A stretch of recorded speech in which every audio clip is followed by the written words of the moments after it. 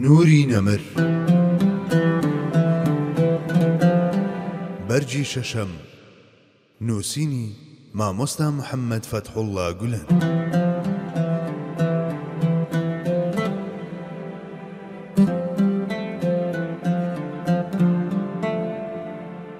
دوو جەوامع الکەلیم. ئەم بابەتە قوڵە دیوێکی دیکەشی هەیە، ئەویش ئەوەیە کە پێغەمبەری خودا خاوەنی جەوامع الکەلیمە، واتە فەرمودەی وەهای هەیە کە بە تەنها یەک وتە واتە گەلێکی زۆری دەربڕیوە بەڕادەیەک کە تەنها یەک دانەی دەکرێت بکرێتە بابەتی کتێبێکی گەورە. لە کاتی شیکارکردنی ئەم جۆرە فەرمودانەدا دەکرێت لە نێو یاسە زمانەوانیەکانی عەرەبی و دەستور و شێواز و واتە جیاوازەکانی وشە و بنەماکانی بەیان و بەدیعدا لەگەڵ هەر جارێک لێکۆڵینەوەدا واتایەکی تەواو نوێمان بۆ دەربکەوێت. ئەوانەی ئەم جۆرە وتانەی پێغەمبەری خودا صلی الله علیه وسلم دەخوێننەوە، بیانەوێ و نەیانەوێ دەگەنە ئەم حکومە. ئەم قسانە نەک تەنها ئومیگەلێکی وەک هاوڵان کە هەموو شتێک لە پێغەمبەری خوداوە فێربوون، بەڵکو ئەو بلیمەتانەش ناتوانن دەریان ببڕن کە لەسەر ئاستی جیهان بە زانست و زانیاریان ناسراون. ئەمانە هەروەک بڵیت کۆمەڵێک گەوهەری وتن کە هەتا قیامەت لە نێو 1001 ڕەهەندی واتادا بەهاو بەردەوامی خۆیان دەپارێزن.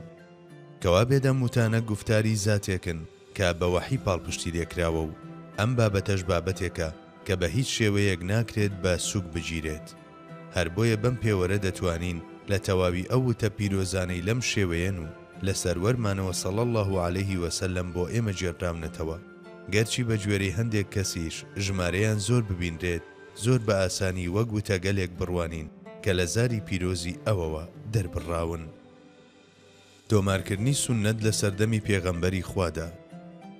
ئەو تێڕوانینەی کە پێی وایە سونەت لە سەردەمی عومەری کوڕی عەبدولعەزیزدا نووسراوەتەوە، ئەگەرچی تێڕوانینێکی ڕاستیش بێت، بەڵام کەم و کورتە.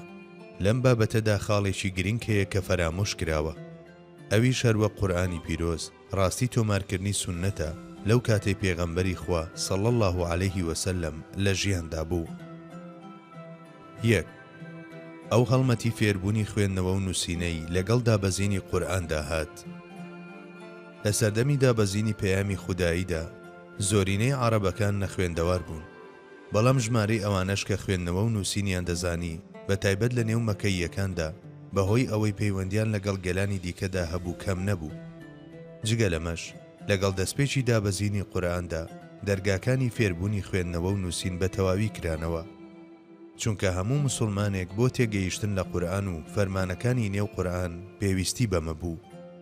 لەم ڕوانگەیەشەوە هەر وەک بڵێیت لەگەڵ دابەزینی قورئاندا جوڵانەوەیەکی زانستی و کلتوری دەستی پێکرده بوو، هەروەک لە کتێبی ئەلتەبەقاتدا تۆمار کراوە. لە چواردەوری پێغەمبەری خوادا صلی الله علیه وسلم نزیکەی 40 نووسەرەوەی وەحی هەبوون. ئەمانە تەنها کەسانێکی خوێندەواری سادە نەبوون، بەڵکو نووسەرەوەی وەحی، واتە کەسێک کە خۆی بۆ نووسینەوەی قورئان تەرخان کردووە بە دەربڕینی ئەمڕۆ بەڕێوەبەری تایبەتی قەڵەمی سەروەرمان و سکرتێر و نووسەرەوەی پسپۆری ئەم بوارە بوون.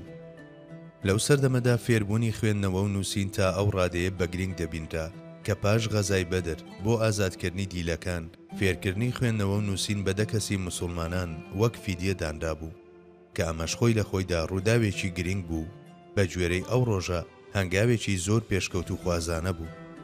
بەڵێ ئەو ڕۆژگارە هەمووان بەرەو خوێندن و نووسین هەڵمەتیان دەبرد، چونکە شتێکی تەواو نوێ و ڕەسەن هاتبوو مەیدان کە ڕاستەوخۆ پەیوەندی بە ژیانی ئەوانەوە هەبوو، ئەویش قورئان و ئاینی ژیانەرەوەی ژیان بوو.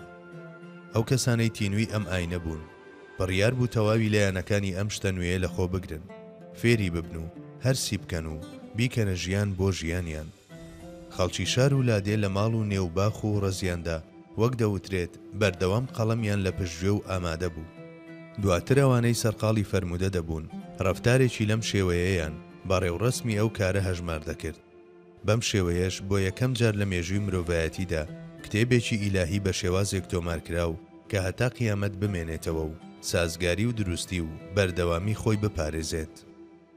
بەڵێ جا هەروەک چۆن قورئانی پیرۆز بەم شێوەیە تۆمارکرا و نووسرایەوە و چەسپێنرا، بە هەمان شێوە سەرچاوەی دووەمی یاسادانانی ئیسلامیش کە سونەتە و ڕاوەکاری قورئان و ڕوونکەرەوە و کلیلی ئەوە و پوختەی ئەوی درێژە پێداوە و ناڕوونی ئەوی ڕوون کردوێتەوە و ڕەهای ئەوی سنووردار و گەشتێنراوی ئەوی تایبەتمەند کردووە تۆمار دەکرا و دەپارێزرا و ئامادە دەکرا بۆ نووسینەوەیەکی گشتی و سەر لەبەر و فەرمی.